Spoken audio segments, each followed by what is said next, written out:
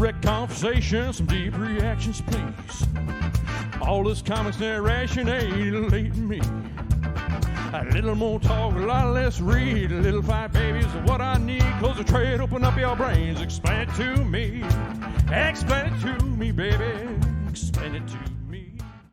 Thank you, Vandello, and welcome once again to Wrecked Conversations. My name is Josh Wasta, a.k.a. Fallout Fury, and with me, my podcast co-host, and 1,000 boys could never reach her. How could I have been the one? It's Miss Leia Cameron. Wow, okay. Every week. Back in Goo Dolls! Well, I am pleased to introduce our guest for today, Mr. Patrick Stout Gerrity. Gerrity, how you doing? I'm doing good. How are you? Excellent. Are you looking forward to this? I very much am, yes. Good. It's a good one. You picked a good one, so I'm really excited to discuss this because it's I think you'll like it a lot. Okay. Yeah, it is. Yeah. We have done some horrible ones, and this is not one of those. Oh, good. Yeah. So, and so far, only one has fate decided was too bad to even air and erased off of it. Yes. So. Oh God, that was awful. All right. I hope I am not that bad. No, not even a little bit. Not even a little bit. But also with us auditing today is my lovely wife and co-host of Graphically Novel, Ms. Jennifer Howland. Hi, Jen. Hello. And you want to tell the audience about your giant fork? I have a giant fork. She bought a 4-foot fork today. It's giant and metal and shiny. Yeah, it's pretty awesome. I saw it. It was great. Thank you. I've been getting askew looks from my spouse regarding my giant shiny I'll fork. just refer to it as forking side-eye.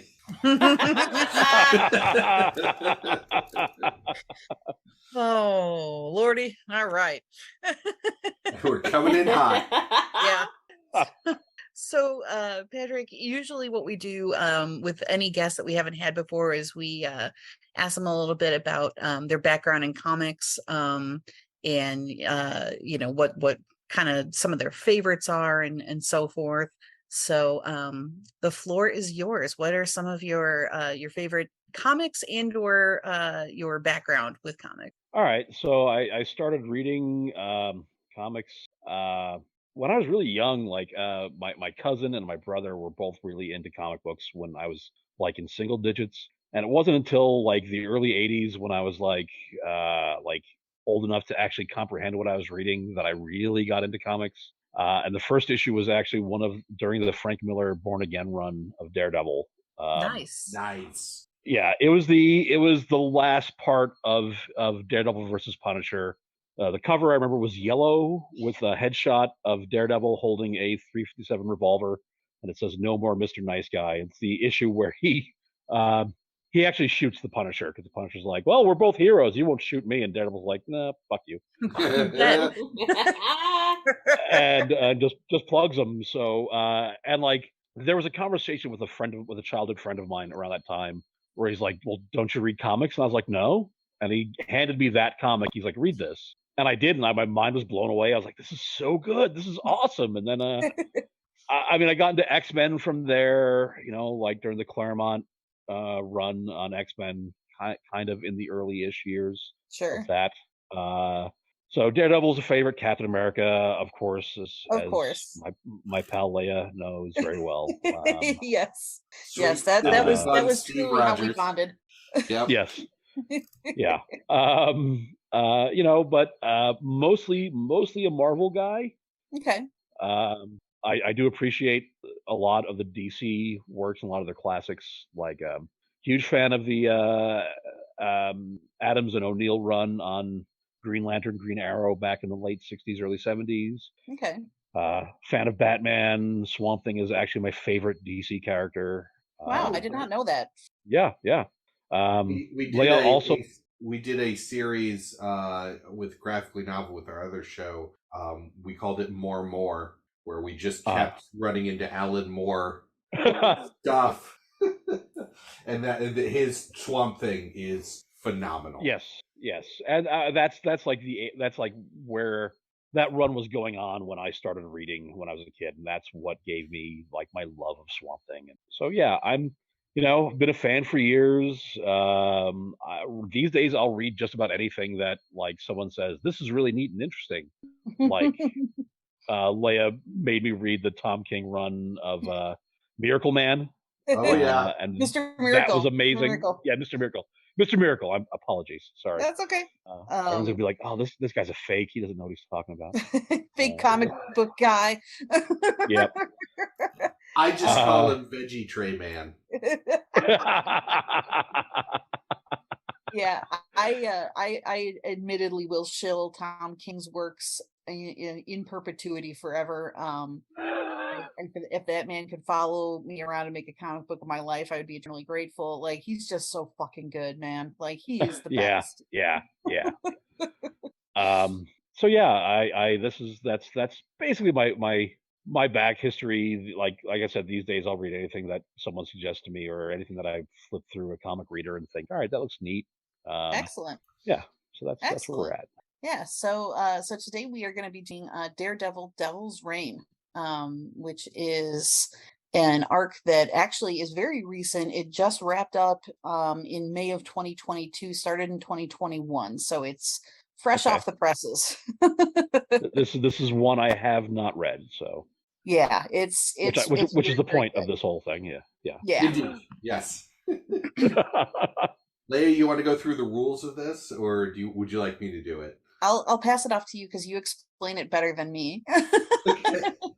So, for anyone listening for the first time, Professor L, Leia, is going to explain the plot of Devil's Reign in a not granular but detailed fashion. Patrick Stout, who is our guest today, has the privilege, nay, the responsibility, to pull the emergency brake on the show at any time, ask any question, ask for clarification, clarify things himself, make a comment, make a smart-ass remark, whatever will be amusing to our audience, or provide clarification. At that point, as the assisting professor, Professor J, it is my duty to then answer that question. If I can't, I may throw it back to Professor L.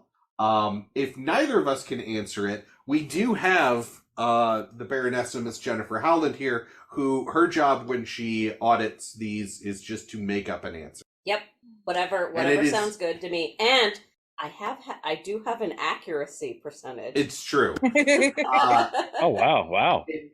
But what she says is then canon moving forward. It is. We have not quite gotten to the point where Mr. Fantastic is no longer referred to as Mr. Fantastic anymore because she refuses to name him anything but Stretch Armstrong. Yep, Stretch Armstrong. So, Professor L, the floor is yours. All right. Okay. So yeah, Devil's Reign. So like I said, this just wrapped up in 2022, just a few months ago.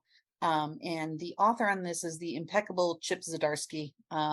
And some really nice art by Mario Cicchetto, I believe is how it's pronounced. Cicchetto. Yeah, one of those. Yeah, I did not consult the Italians before pronouncing that, so my apologies to the Italian community for just butchering that. So there are, for the record, there are other subplots in this series for several different characters. Including Spider-Man, Fantastic Four, Moon Knight, and to my incredible surprise and joy, Winter Soldier, which I have not, it hadn't crossed my radar at all. So once we are done with this, I'm going to have to look that up because I'm contractually obligated to look into doing that. So you are. Yes, can't let any Bucky content go unread. For good or bad. True. There have been there's been some terrible Bucky in space. Just absolutely not. No thanks. No thanks. Man, remember Original Sin? Yeah. I don't want to, but I do remember it. Bucky with a giant eye just hung from his belt. God bless. Oh. So, as we open up on a yacht in the Mediterranean. And this is taking place about 2 weeks prior to the events of the comic. There's two older folks, a man and a woman, just kicking it on this opulent yacht. These are the Stromwinds. They are an ultra rich power couple who, as far as I can tell, are just jackass oligarchs that want to put Wilson Fisk, otherwise known as Kingpin, in the mayor's seat just kind of for the lulz. They are so rich that they just kind of make a game out of not just politics, but just like existence for a lot of people. Like you I do. don't know, Josh, if you know anything about this couple. I tried to get a little bit more information, but they seem to be a really recent invention that probably, it seemed like, appeared in prior issues of Zdarsky's run. Because it's implied that they've been there at least for the course of this run, but I don't know much about where they came from. I don't know if you looked into that or not. This just feels a little too real to me. Yeah, Right? There's a lot here. It feels a little too real. Yeah, so they are the stand-in for rich old people. Yeah. It's the power couple that secretly run everything. It's kind of the Marvel answer to unfortunately not being done as well, the Court of Owls from DC. It's just kind of they're kind of rich people that show up. Trying to find out where their first appearance was in Daredevil number 12 in 2019. So pretty much for this, very recent. Okay, that's what I figured. It seemed like something that was created pretty much specifically for this arc. And we will, because we will see what happens to them by the end. Yes, we will. So they're on their yacht and they're like, oh, let's put Kingpin in the mayor's seat. Haha, won't that be funny? Well, re-elect him. Re-elect him. Keep him in the mayor's seat and see how, what kind of fun we can have with him in this mayor's seat. And then we skip forward to 1 week ago. And Daredevil and Kingpin meet up on a street that Fisk has blocked off in Hell's Kitchen. Fisk is apparently recently married to someone named Typhoid Mary. That was a new character for me. I had never heard of this character before. Oh, she's a long-standing Daredevil. Yeah. Villain. Okay. And admittedly, I have not read a ton of Daredevil outside of like the very early comics where he just slaps Nat around. So that's my experience with Daredevil. Right. All right. So one quick thing here. So I just looked up some of the artwork from this, and I've got a picture of the Stromwind family, and I'm trying to figure out why the husband has like this Quicksilver thing going on with his hair. Yeah, I don't know. It's never explained. Like they briefly appear at the beginning and the end of this arc. Yeah. Okay. Yeah, and it just looks like he was like, well, I like Quicksilver's hair. I like the way it does things. Call me Pietro. Yeah, okay. So Fisk is now married to this Typhoid Mary gal. And Fisk lets Daredevil know that he's had a file with his identity in it. He's kept it in his private safe. But now it's full of just useless nonsense and blank pages. He's pissed, and he thinks that Matt has done something to his mind. Matt, being Matt, kind of taunts him and just dips without telling him squat. So let me. I would like to start just to ask. This is not really a new development, though. Like Fisk has known who. Fisk has known who he is for a while, but now as has the world. Right. Okay. But now he doesn't. He can't remember. Okay. So that was a connection I wasn't making. Yeah. So he thinks that something that specifically that Daredevil has done something to his mind somehow. But Matt doesn't give him any answers, and it's just like and leaves.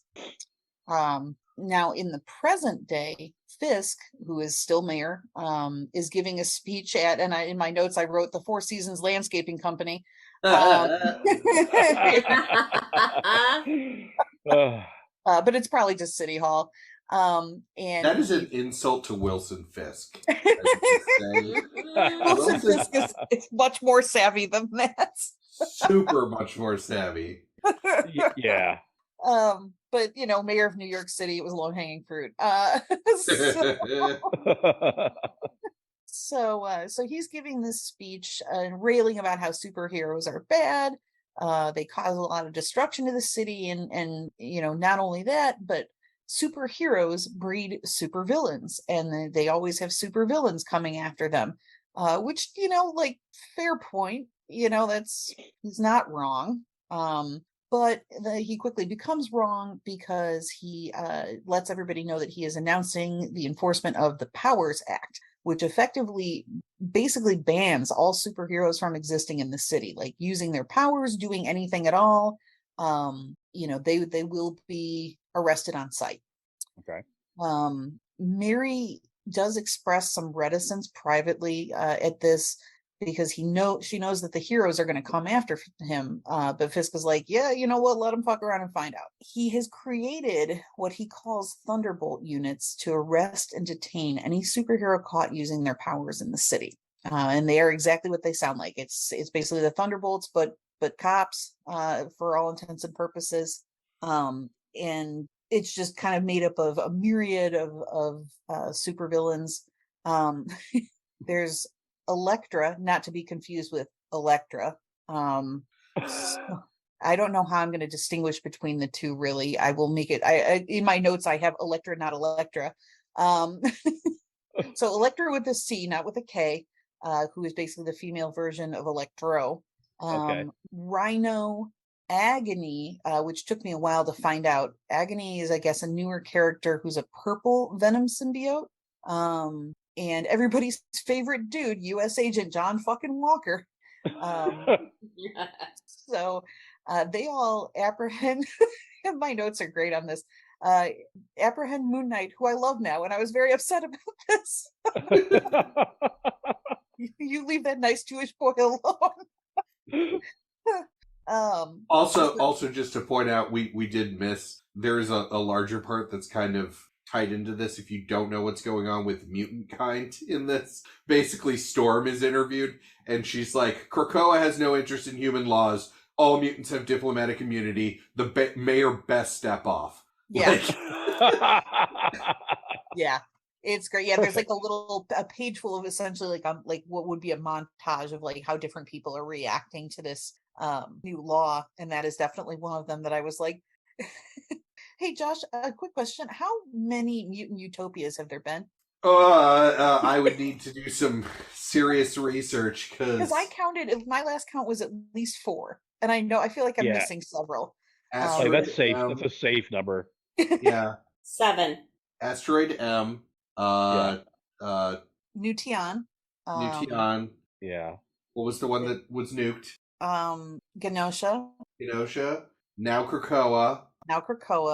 And then there was one. Well, no, was New TN the one that was off the coast of San Francisco? You know what? I thought so. And when I was asking about this yesterday, and that's Utopia. Yes. So that's five that I can.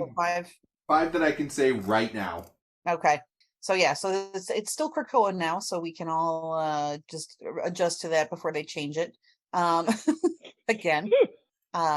So meanwhile, Miles Morales is rescuing children with a burning building. Just as he gets a kid out and nearly collapses from smoke inhalation, one of the Thunderbolts kind of appears out of nowhere and cuffs him. But God bless America, Stephen Grant Rogers steps in. I was so excited, by the way, to see this. I'm so happy that they're friends. Like, I love this so much for Miles.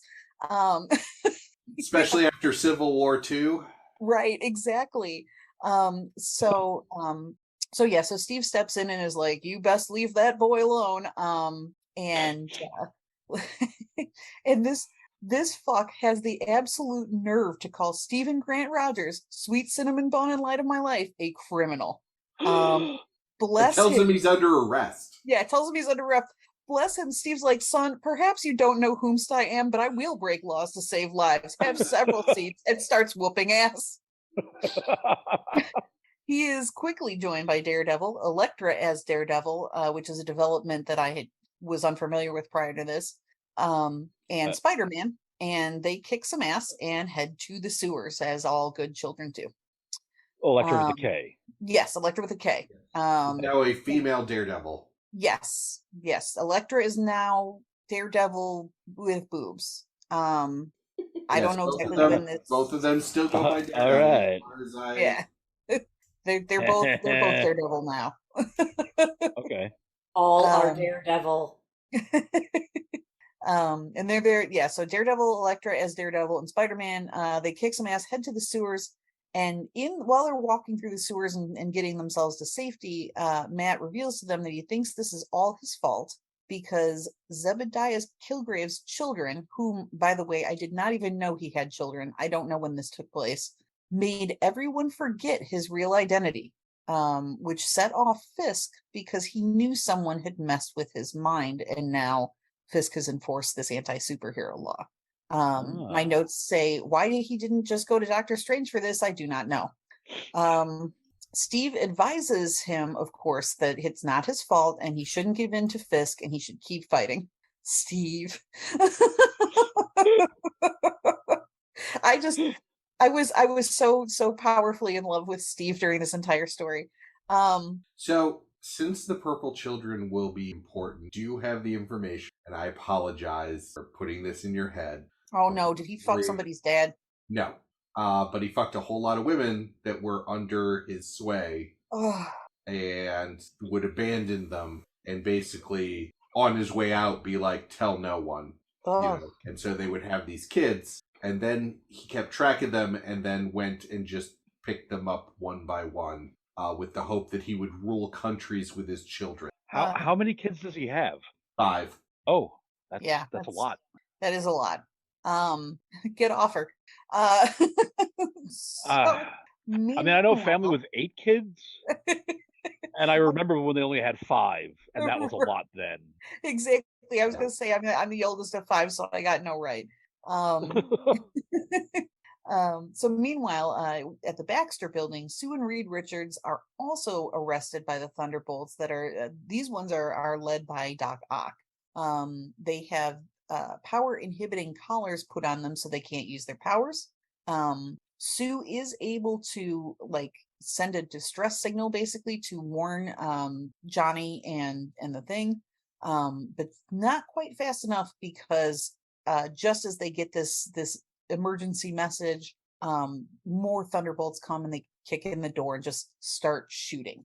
It is important to note that Johnny and the Thing aren't just by themselves in their home.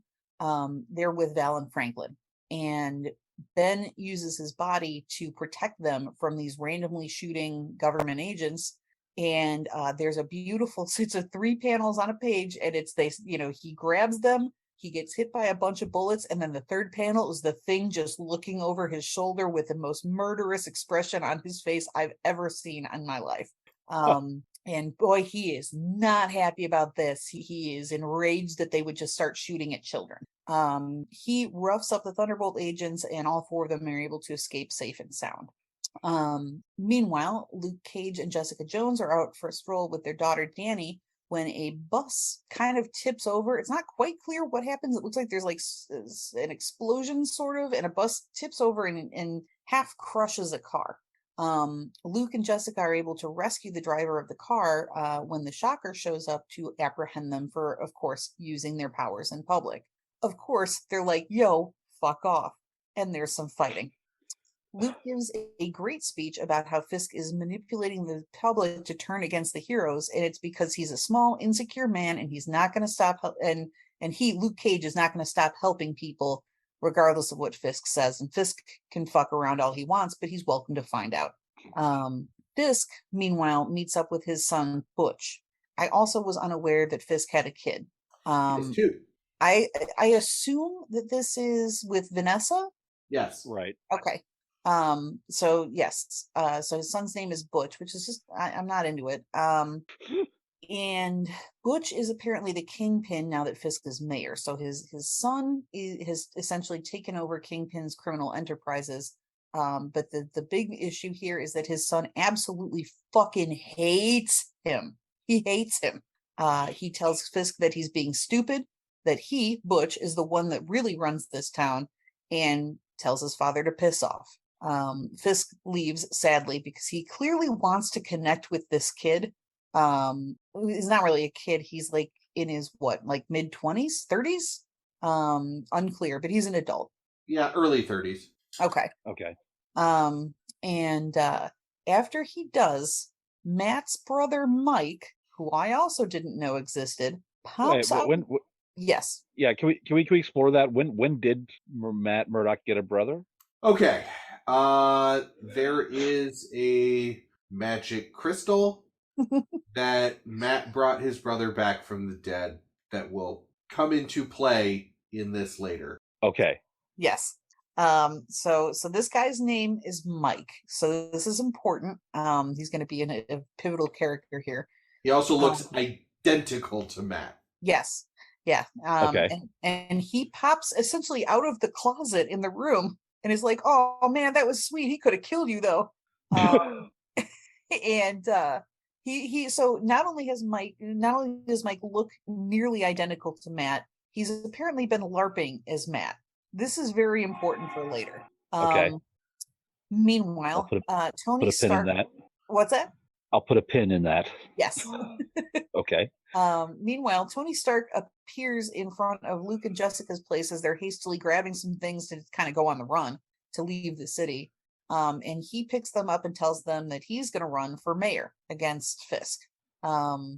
While this is going on, Doc Ock has gained entry to the Fantastic Four's lab, to Reed Richards' lab. And because they've all been they've either vacated or in Susan Reed's case been arrested. So he now has control of the Baxter building. So he's in the Fantastic Four's lab and is taking stock of the inventory, if you will.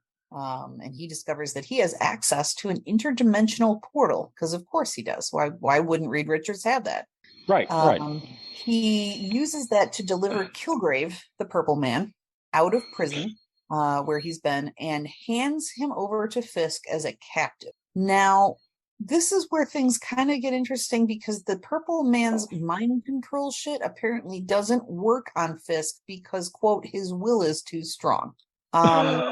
Which is whack, but comics. Jazz hands. Yeah, pretty much. Anyways, so Fisk cuts off Kilgrave's finger, one of his fingers, to use in a staff that will also grant Fisk mind control powers, because comics. That's where issue 1 ends.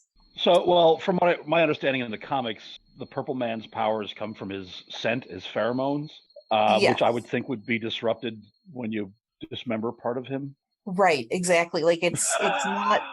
Again, this was one part where I was like, okay. Yep. Doc Ock's like, science. Yeah. Okay. If you say so. Right. So when we open up on issue 2, we open on more Thunderbolts attacking Danny Rand, first of his name, Iron Fist, mystical protector of Kunlun, King of the Andals, the Roiner, and the First Men, etc., and so on. Jessica, Luke, and Tony are planning on rendezvousing with Steve and the other heroes. They don't have the ability. They are currently in motion when Danny gets attacked, and he calls them, but they really can't do anything about it because there's no way of knowing even where he is. Elektra, meanwhile, has broken into Fisk's office somehow, ostensibly to kill him. But Fisk is waiting for her, and he tells her that he knows her secret about how she betrayed Matt, and tells her to go meet up with the Hand. And she dips right out the damn window. Like she's like, I gotta get out of here, and just literally like jumps out the window and goes. Check the Peter Pan right here. There's a lot of window exits in this arc. There is. Although as I think back on it and all the other stories that we've done, window exits are pretty common. Yeah.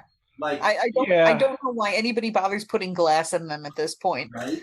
Yeah, I was about to say, window repair people are very rich. Yes. This Maybe universe. that's what Butch's like part of his legitimate businesses are. Oh yeah. Just window repair. It's like a whole sideline for damage control, you know. Right. Right. So meanwhile, so the heroes have kind of met up at the now decommissioned Avengers Mansion. However, the sub basement, Steve lets everybody know, is still actually in operation. It has been in operation secretly, so like they can get in to this sub basement under the mansion. And as they're doing this, from the bushes, a purple little girl is watching them. We cut over to Spider-Man. And this is something that this is a snippet that I sent to Josh last night and then ended up posting on the Right Conversations Facebook page.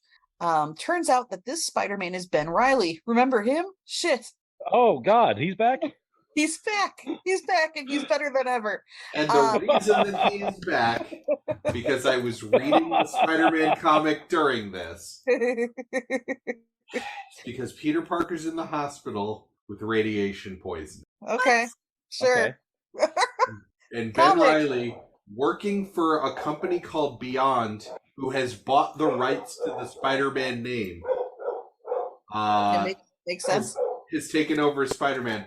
Also, side note, Beyond are not good people and has, in fact, sent a cease and desist to Miles Morales to stop using the Spider-Man name because they own it. Sounds lovely. Wow. Yeah, so I didn't actually know that Spider-Man was him until issue 2, and I was like, oh man. But anyway, so he's at the Bugle building because Taskmaster and Whiplash have some hostages. So he's there to, save them. Meanwhile, at the Myrmidian, a prison for superpowered criminals, Sue and Reed are having a pleasant prison luncheon together when it's interrupted by some dongs. They whoop some ass, and then the guards come and break it up. So they're not having a nice time in prison. Even though they still have the power control collars on them, they can't use their powers, but they can still fight. They also, apparently in this prison, do not separate female and male prisoners. Yeah, I thought that was a little weird, but, I guess if you have superpowers, like it, that's probably your first focus rather than whether or not the prisoners are banging. I guess. I don't know. It's comics. Obviously, sex criminals doesn't exist in this world, because Right. otherwise they would have broken out.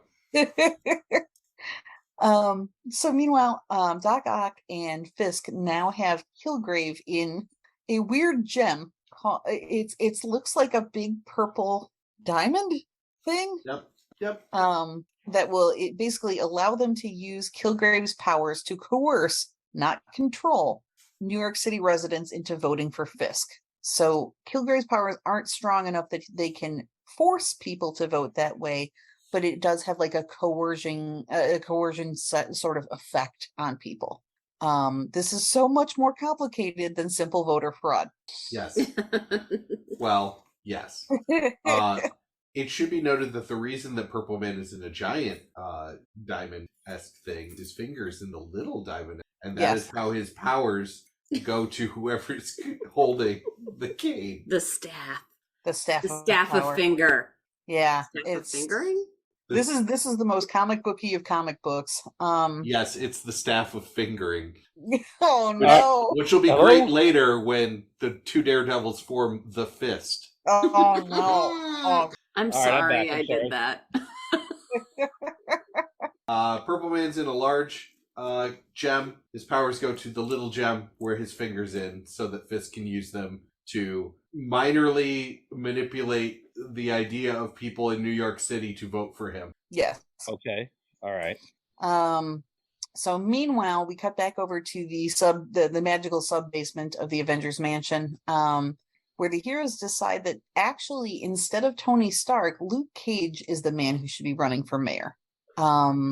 People do seem to respect and listen to Luke, and he has per Steve, he actually has inspired people to, kind of think about this whole Fisk thing. Tony agrees to bankroll the run, but he's clearly unhappy about this turn of events, and this will be important much later down the line. FYI, probably the greatest line from this whole part is Jessica Jones, who says, "No offense, man, but rich dude versus rich dude doesn't seem like the best path to victory." Yeah, true fact. So we cut back over to Ben Reilly, Spider-Man, who is still fighting. He manages to get a collar put on him, and then is thrown out a window, again with the window exits, by Taskmaster. And he lands, like he falls from this great height out of the Bugle building and lands on a car. I genuinely thought he was dead at this point. There is another part in this that goes back to questions that have been asked on Rec Conversations before, because one of the things that he points out that Ben, as he's falling, points out is how much it's going to hurt. He slows his fall by using a web shooter, but he doesn't have powers, so he instantly dislocates his shoulder. Yeah. Okay. But it does break his fall enough that he crashes into a car and it doesn't kill him. Yes. Yeah. Right. So we cut back to Ock, and he is back at the interdimensional gate, and he has pulled through 3 variants of his. I don't know if they're called variants in the comics, but I'm going to go with it. Yes. So 3 variants of his. So there's Wolverine Ock, Hulk Ock, and Ghost Rider Ock. Oh, and he's like, terrible. Oh yeah, this is very bad. This is very, very bad. And that's how issue 2 closes out, is he's just like, yes, my friends, the other me's are here. Starting in issue 3, Ben is okay, ladies, gentlemen, and non-binary pals. He's just real banged up, like real bad. He is in an interrogation room, refusing to give his name, and at one point says his name is Johnny Spider-Man, which is great, except I have read it as Johnny Spider-Man, of the Spider-Man. Johnny Spider-Man of the Queen's Spider-Man. Nice Jewish boy. Yeah. Good for him, frankly, because that's going to be a real pain in the ass if he gets into all of that, like with his real name and shit. I will say that Johnny Spider-Man is what John Morrison would call himself if you're the Marvel Universe. It's true. That's our one wrestling joke per episode. So mid-interrogation, the Thing and Johnny Blaze show up and rescue him out of the Johnny Storm. Johnny Storm. Johnny Storm. Yes, I'm picturing him on fire, which is why I said Blaze. So the Thing and Johnny Storm show up and rescue him out of the interrogation room. Just melt the door, and they're like, "We're taking this guy. Good luck out there," and leave. We cut over to Luke, who is giving a stirring speech about how he's going to be the best mayor for the job. And that, Fisk is he's a criminal, and he's just manipulating people, and making them feel fear rather than actually working to improve the city. It's actually a really good speech. It turns out that Foggy is his legal counsel, Gay Foggy. I was happy to see him there. I was like, Foggy. We cut over quickly to Sue Storm, who's meeting with her lawyer Kirsten, and Kirsten, it's implied, kind of sneaks her a paperclip, and that's that on that. Okay.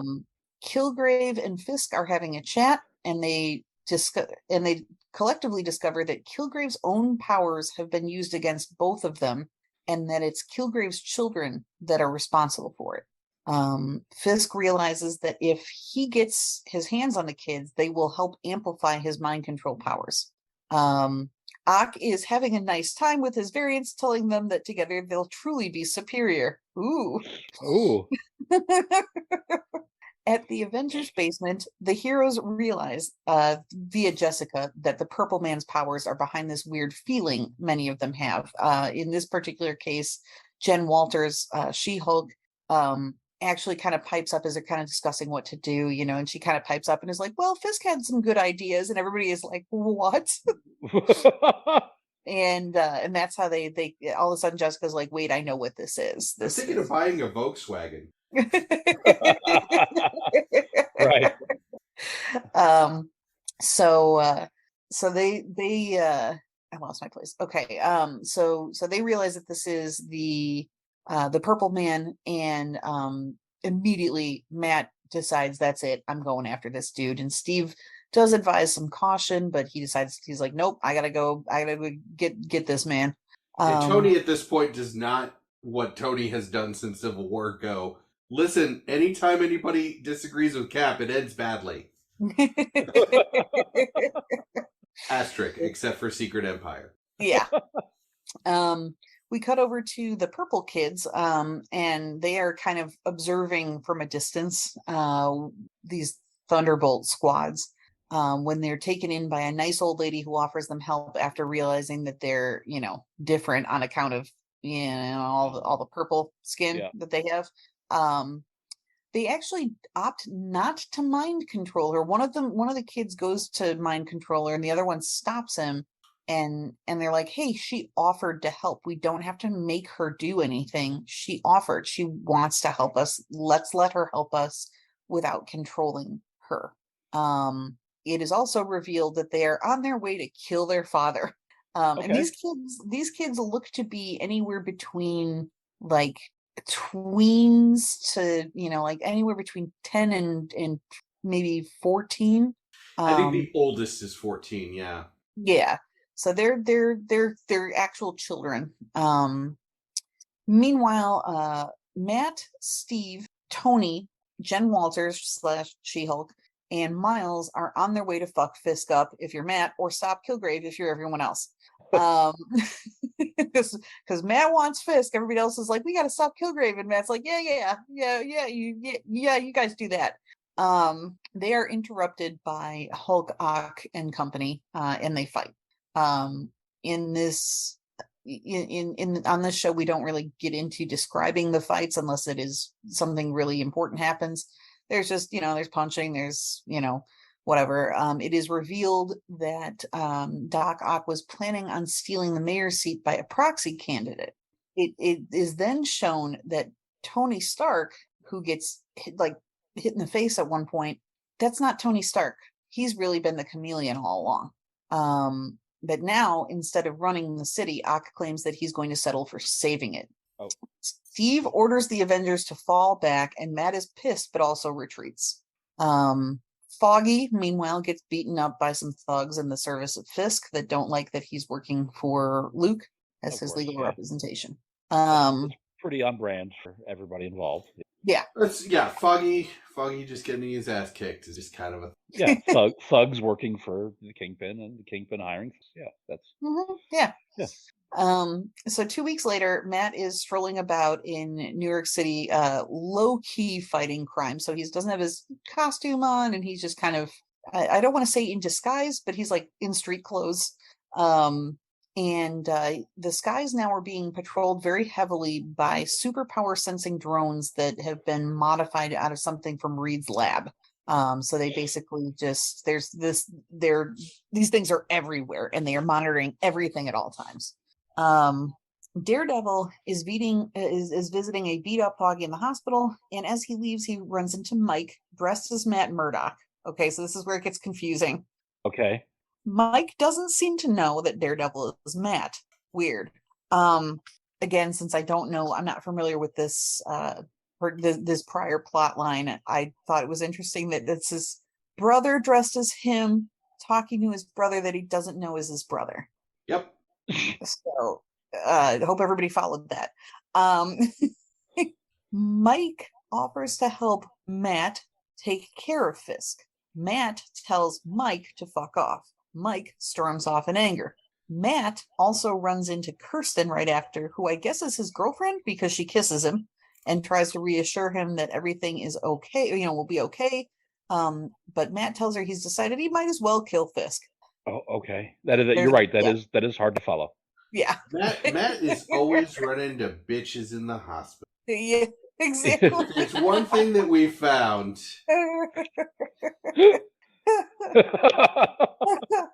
Also, I'm surprised that Kirsten didn't show up and be like, we found out she was his girlfriend by her breaking up with him, and then 5 minutes later kissing him.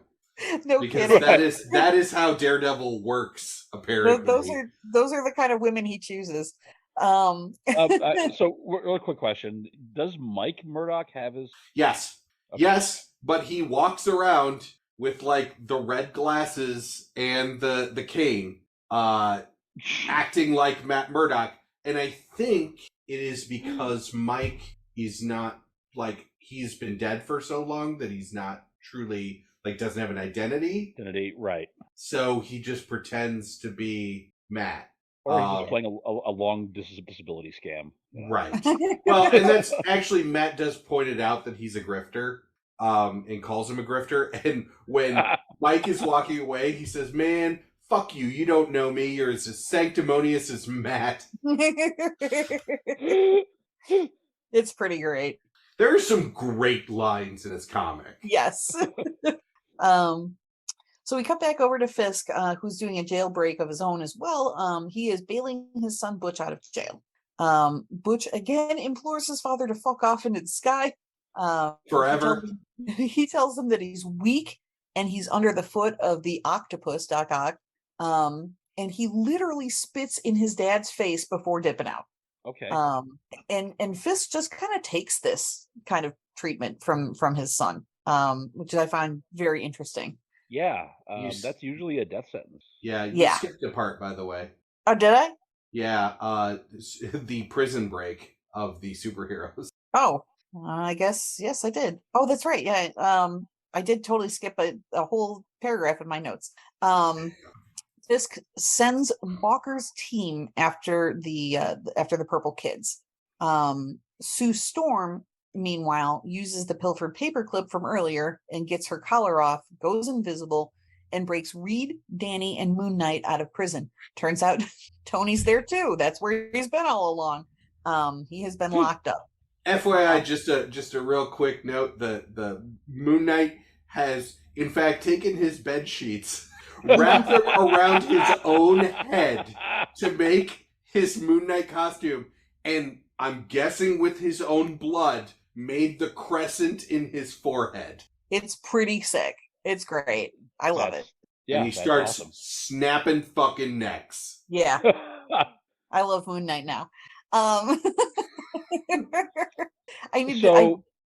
all the characters who've been in jail in New York City in the Marvel Universe and have used a paperclip to escape, I think Bullseye still wins, but this is pretty cool too. I will go, in fact, to the death of Elektra if you want to talk about cool things that Bullseye has used. And it is a pill in his mouth. Yeah, there was that too. Yeah. I'm gonna take this Tylenol capsule. Didn't he like bash his own teeth out and use those at one point? He has at one point. Yes, I remember that comic. He has chomped down on in his own mouth enough that his teeth broke, so he could use that as a weapon. Oh, that's great. Okay, so then we cut over, and it turns out the champions are here. Hooray! So this particular iteration, currently, at least on the page, is Kamala Khan, Nova, Viv Vision, and Miles. They are fighting Rhino, who implores them to stop because he wants to help them. They don't really believe him at first and keep kind of whooping him until he gives them forcibly Thunderbolts badges, which actually have something in them that deter the drones. So the badges basically kind of work as a repellent, like a drone repellent. And he explains that he was into the gig because it was a respectable, law-abiding, paying gig, until Fisk wanted him to go after some innocent kids, the Purple Kids, which sickened him, and he wanted to tell one of the heroes about it. Miles immediately goes to the Avengers sub-basement to inform the adults about it, and they cotton on immediately that if the Purple Kids get into Fisk's grasp, shit's going to go south real fast, like even more south than it already has. Jessica in particular is furious that somebody would come after innocent kids, and immediately goes out to find the kids and is like, hey, if this guy wants to stop me, he sure can fucking try, but I'm out. Meanwhile, Fisk and Mary are having a fireside chat, and Fisk is mainly just kind of bitching about, why can't I just let shit go instead of being a dick about it all the time? It's kind of self-pitying. It's just like, oh man, I wish I, didn't have to get revenge on so many people. This is so tough, Mary. And Mary's like, yeah, I years of treatments and trauma have kind of made my memories hazy. And he says that he wishes she could remember, but he's holding the purple staff, and wow, all of a sudden, out of nowhere, she can remember. Fisk kind of, without thinking about it, used that staff to command her to remember. So Fisk, alarmed, runs out of the room and out into the rain dramatically, and still holding the staff, commands himself to remember. He does. Daredevil is Matt Murdock. Matt Murdock is Daredevil. And that's where we end. Issue 5, we pick right back up where we left off, and Fisk is enraged by what he remembers. He is now hell-bent on killing Matt Murdock. He is told by a lackey that they've located the purple kids in a residential building, and Fisk gives the go-ahead, casualties be damned. The purple kids, meanwhile, are being fed by the nice grandma when John fucking Walker and company try to apprehend them.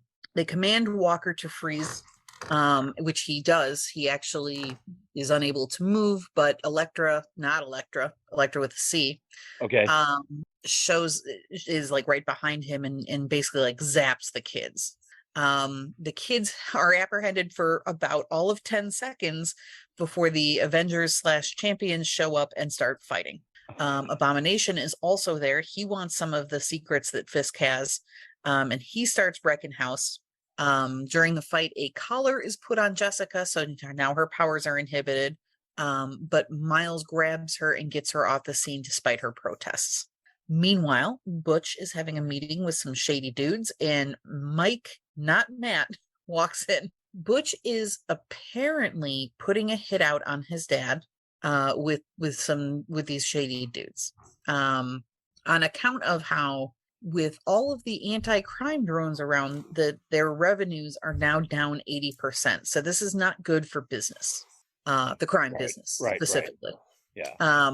Mike isn't too keen on this because Butch had essentially said, that they were not going to get into any bloodshed, that they were going to be different. They were going to be better.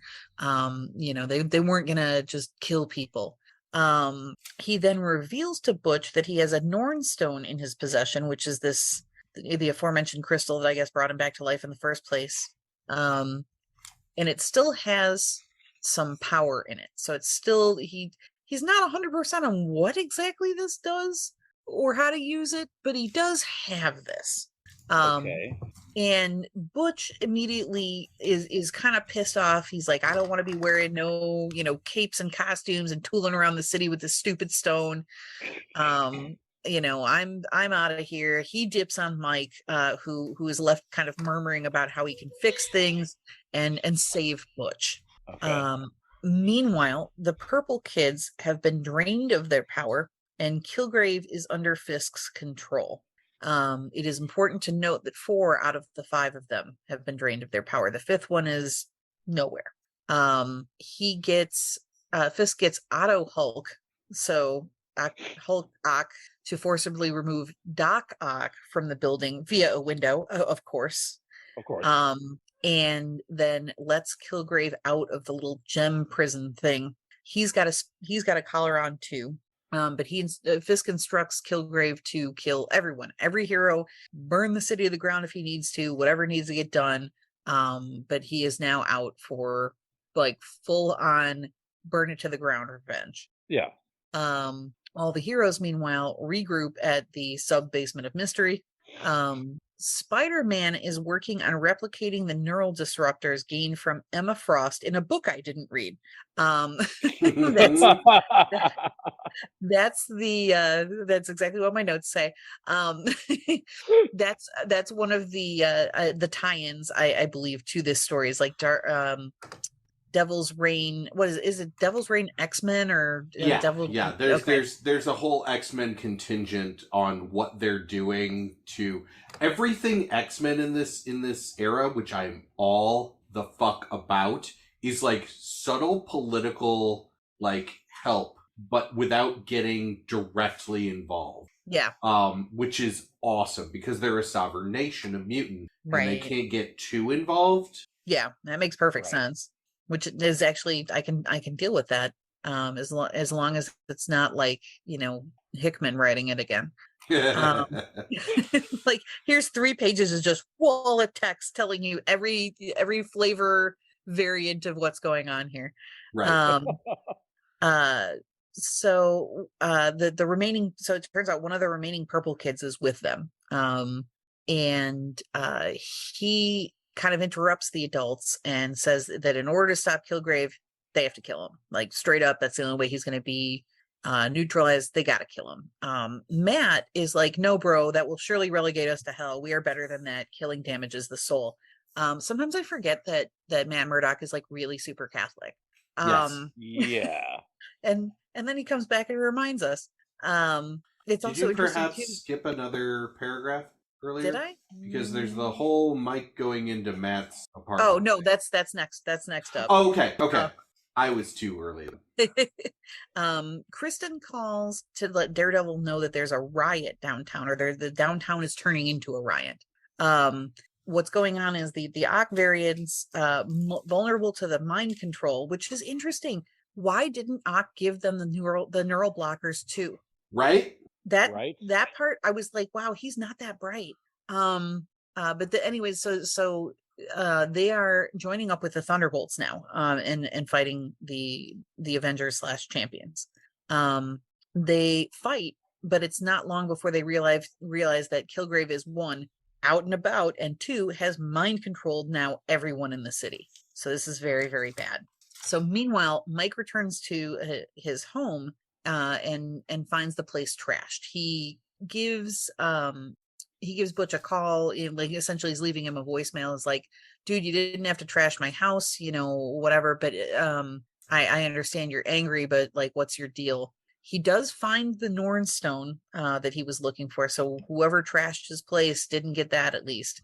But who he also finds Fisk, who beats the absolute piss out of him because he thinks Mike is Matt on account of how he's dressed as him is all. Right. And looks exactly like him. And looks exactly like him. LARPs as him. And exactly. He kills Mike. He straight up kills him. He beats him to death with his bare hands. Oh no. And that is where issue 5 leaves off. I can't believe he just killed off a character I have very little connection to. Exactly. or personal investment in. Oh man. So I did a little quick research.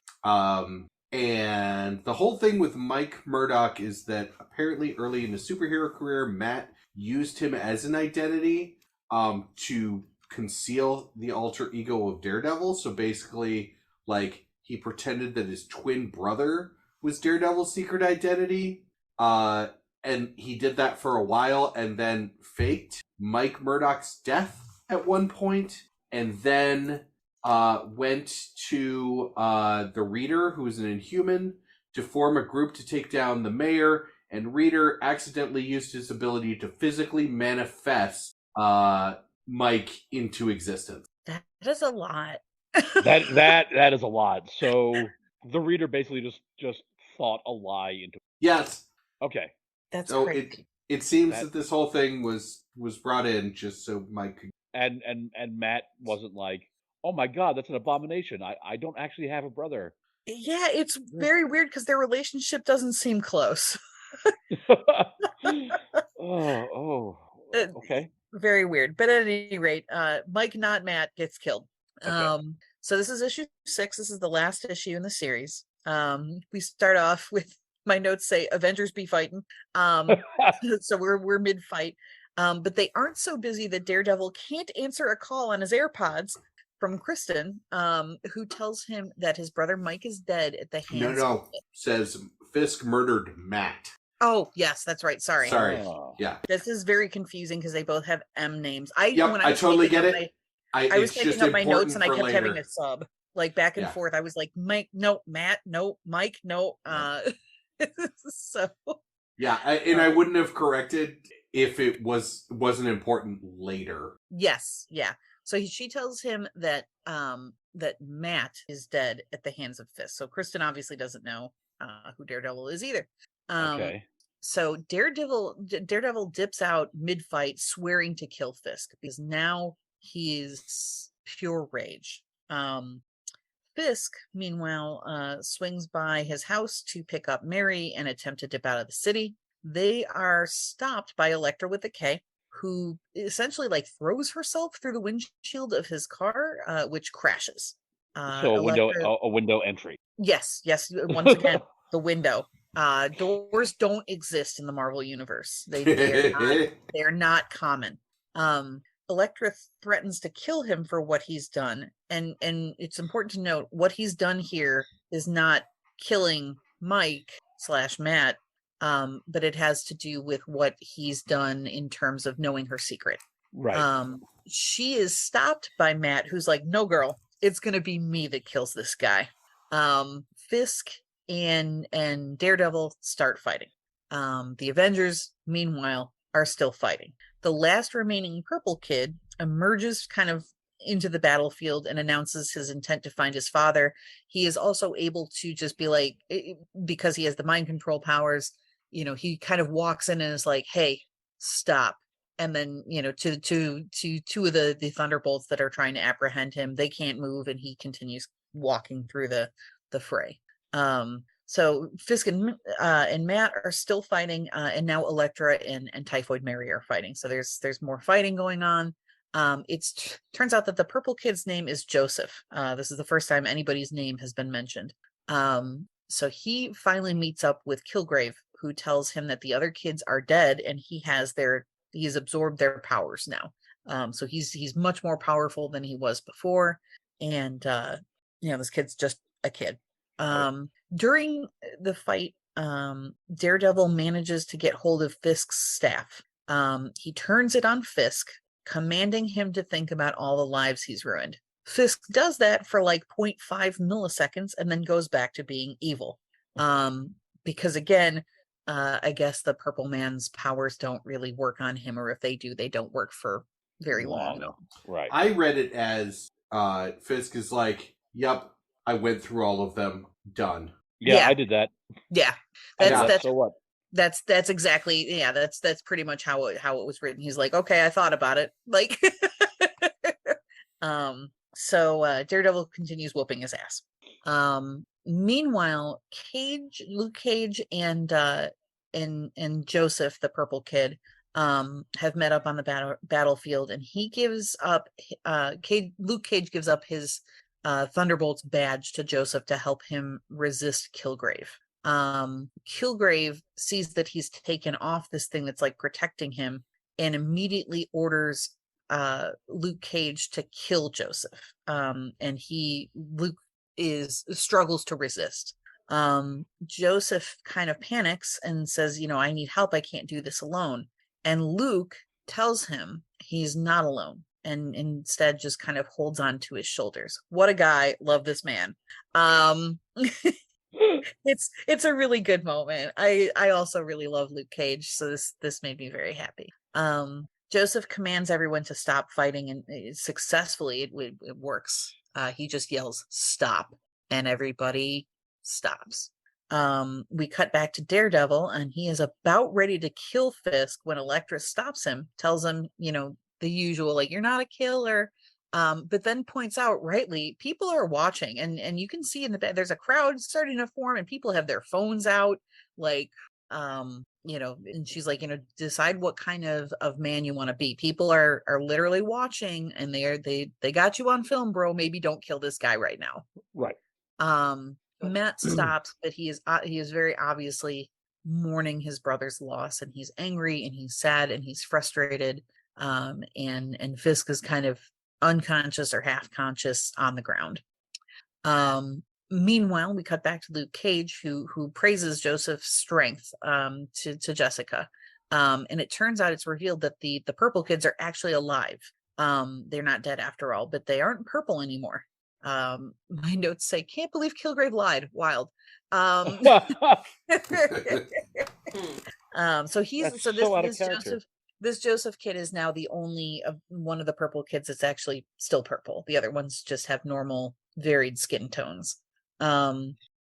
Fisk, meanwhile, is on his way being transported to prison when the guard, one of the Thunderbolts guards that is monitoring him, takes off his helmet and reveals himself to be his son Butch. Instead of going to jail, they meet up at Fisk's office with the Stromwinds again, who tell him that they've come to an arrangement with Butch now to operate in the city, so he can operate in the city with impunity for as long, and do whatever he wants. His only obligation to them is to increase crime in areas that they want to buy up. Like, that's it. They just want. Apparently, these people are in real estate, which, as you know, means that it's basically a signal that they are some of the most evil people on the planet. Yeah. That and they're also rich and white. Yes. Right. Yeah. Also yes. that. Yeah. Yes, rich white people in real estate. What could possibly go wrong? Or rich orange people in real estate. Touché. I'm sorry. Supposedly rich orange people in real estate. Allegedly. Allegedly. Yes. Wow. So his only obligation is to increase crime in areas they want to buy up. They also tell Fisk that they want him to run for president now. And he gives it a moment of serious contemplation. Like, he seems like he's going to really go for it. And he acts like he's going to accept, but then just straight up kills the Stromwinds. And he is aided actually in this with Butch. And Fisk he gets ready to leave after all this brief fight takes place, and tells Butch to let everyone know that he was the one who killed Matt Murdock. Butch then realizes he's killed Mike instead, his partner, his buddy, his literal partner in crime. And he is actually really upset about this. Butch is kind of devastated by this news. He knows that Mike was pretending to be Matt Murdock, which is also brings up another question real quick too, because so Fisk's son knows that Mike isn't really Matt Murdock, but is Matt Murdock So there was a little confusion in your notes. Fisk tells Butch to tell everyone that Butch killed Fisk because Fisk attacked the city and Fisk murdered Matt Murdock. And that's when Butch realizes that it was Mike, it wasn't Matt. Yes, yeah, no, because I wrote he killed Matt Murdock, which meant Butch, not No. Not Fisk. Yeah. Yes. And then he's telling Butch to tell everyone that he killed Wilson. He killed the Kingpin. Right. Which will make him 100% the new Kingpin. Yeah. So that is correct. My notes were I should have been more specific. But at any rate, yeah, Butch realizes that that Fisk has killed his buddy Mike instead. Because Mike is the only person that's really shown up in public as Matt. Right. For the duration of... Right. Okay. So if Matt Murdock was dead, it had to have been Mike. Yeah. So he cut over. So a week later, as the story wraps up, Elektra and Matt resolve to go after the Hand together. Fisk and Mary, meanwhile, literally sail off into the sunset.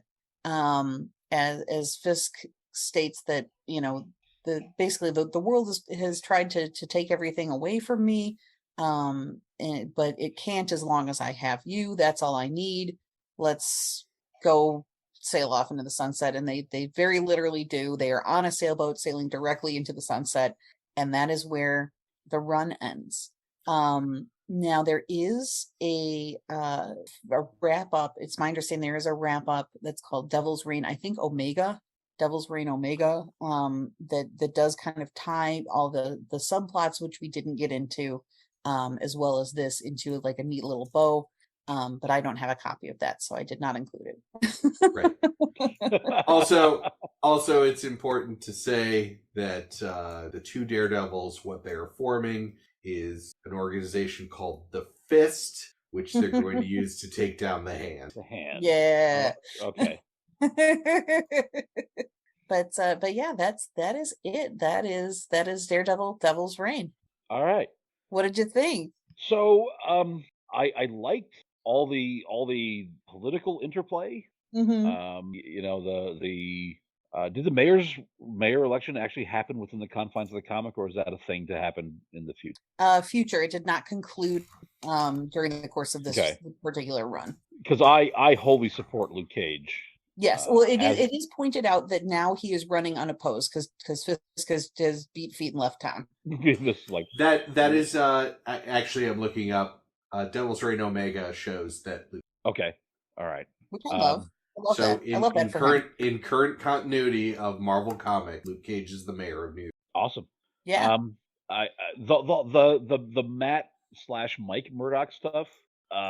Both was confusing, and also I kind of felt not worth it. Yeah, it was a little it was a neat little thing, but I think so. Again, this is part of according to a friend of the podcast, Adam Witt, I believe that this particular run by Zdarsky has 3 segments that come before Devil's Reign.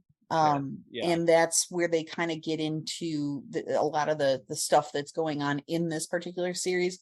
And unfortunately, those I have not read. And I think that on the whole, I think if this had been read in one fell swoop, like all 4 arcs, it probably would have made a lot more sense. Like that particular aspect and a couple other one-off things that happened, because there were a couple of things I kept having to wander while I was reading this, wander back out to the living room and I was pointing at things on my tablet and I was like, what's this? Who's this? Why is he saying that? Like a child. And Adam, who has read most of the run, was very helpful and was like, oh, that's so-and-so, and he's doing that because of this. Yeah. I mean, it's a Marvel event, which is always like that. If you right, everyone that I've read, either Marvel's official reading order is out of order, so you'll read something and be like, I don't know what you're talking about, and then and then read X-Men number 12 next, and you read that, and it's like, well, I should have read that first. Why the fuck? Right, and it's interesting because this one in particular does actually have those old-fashioned, those editor's notes. See Daredevil number 12, or see. Editor's note, see Devil's Reign, Purple Children, or whatever, and it names stuff that I'm like, I don't know what the hell that was. And that's how I found out there was a Devil's Reign Winter Soldier series. So but I haven't seen those little editor's note things since I feel like the 90s. Yeah. But yeah, it sounds like an enjoyable story. I actually plan on reading it. Excellent. The Elektra Daredevil kind of intrigues me. Yeah. This is the first time I'd seen that too. So I was just like, well, of course, that was when the first time I wandered out to the living room and I was like, who's that? What's this? What's happening? The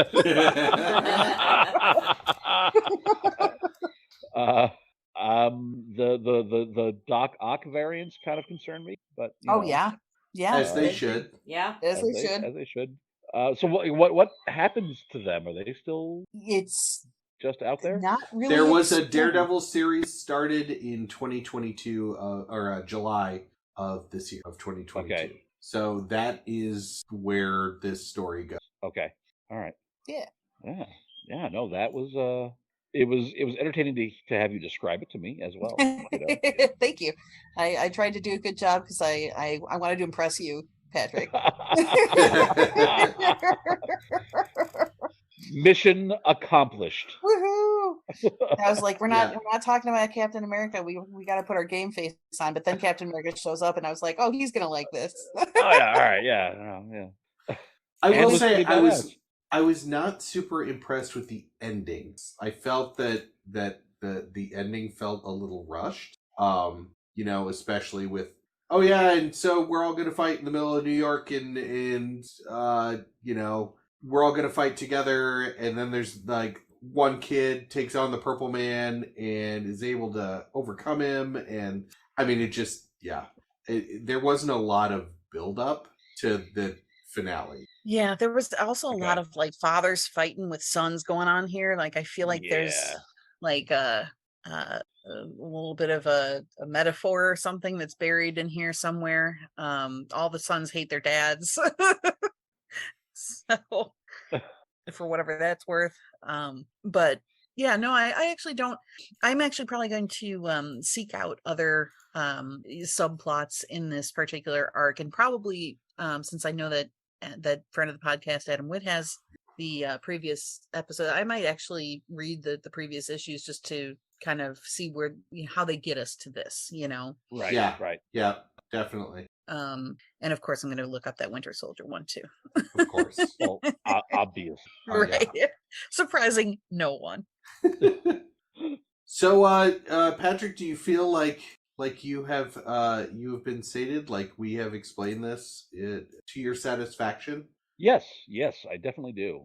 It was a very thorough explanation. I enjoyed Leia's narrative. I also enjoyed your interjections and clarifications. Those were super helpful because there was a lot of stuff that I'm not up to speed on that apparently is going on in this story.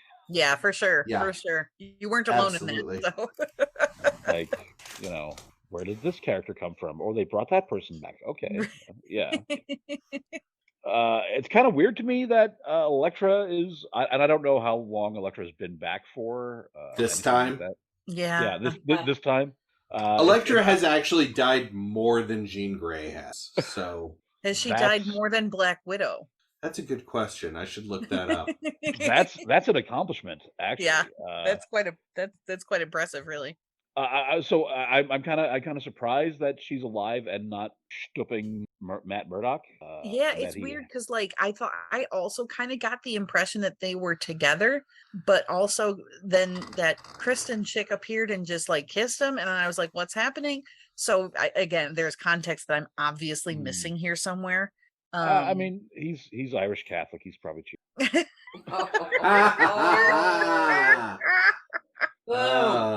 All right, at least he feels guilty about it afterwards. Clarification: I was raised.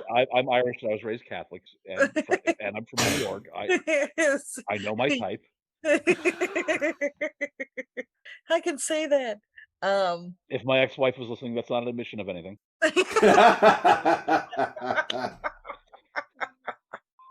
Well played. Oh, well done. So, Jen, what did you think about this story? Auditing. I mean, I don't know. I have to be perfectly honest. So many of these stories just kind of run together in a bucket. But,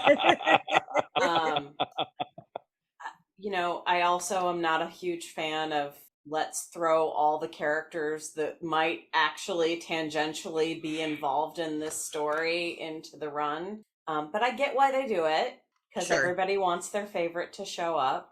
Right. No matter what anyone says, Stretch Armstrong is weird.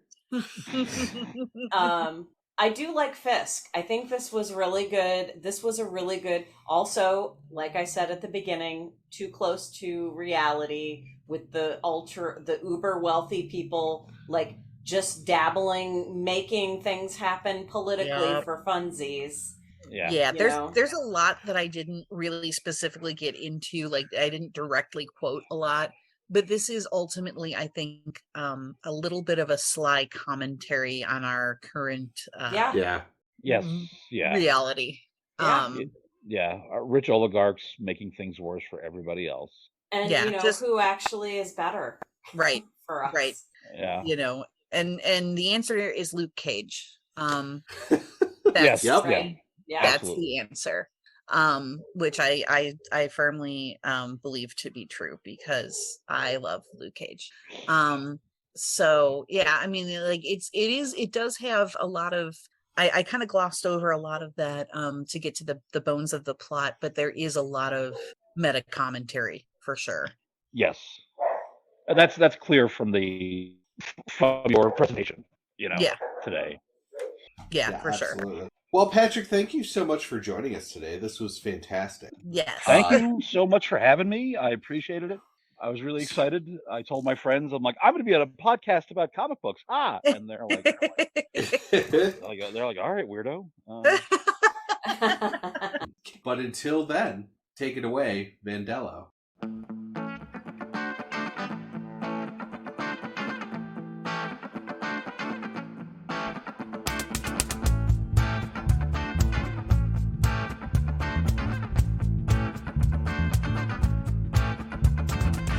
direct conversation, some deep reactions, please. All this comics narration ain't me. A little more talk, a lot less read. A little fight, baby, is what I need. Close the trade, open up your brains. Explain it to me. Explain it to me, baby. Explain it to me. Explain it to me, baby. Explain it to me.